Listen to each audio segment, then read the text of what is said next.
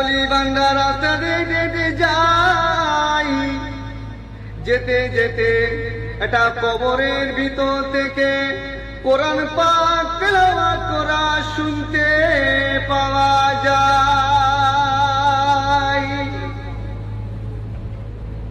আল্লাহর অলি বান্দা, আল্লাহ নেক বান্দা ওই কবরবাসীর কবরের পাশে গিয়ে কবরবাসী কোরআন পাক তেলাওয়াতটা বসে বসে শুনলেন।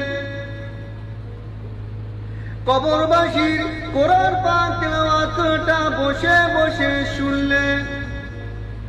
সুফি সাদিক যে হয়ে গেল, উঠে যাবার সময় খুশি হয়ে একবার বললেন সুবহানাল্লাহ।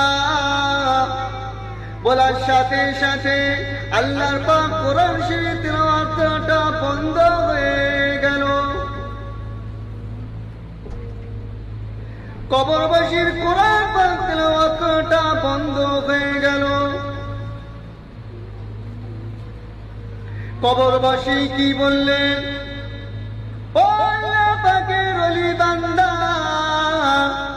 ও আল্লাহ পাকের নেক বান্দা, ও আল্লাহ পাকের ওলি বান্দা, ও আল্লাহ পাকের নেক বান্দা, আমি যে সারা রাত ধরে আল্লাহর পাক কোরআন শরীফ তেলাওয়াত করেছি, আমার কোরআন শরীফ তেলাওয়াতটা শুনে খুশি হয়ে উঠে যাবার সময় একবার সুবহানাল্লাহ বলেছো।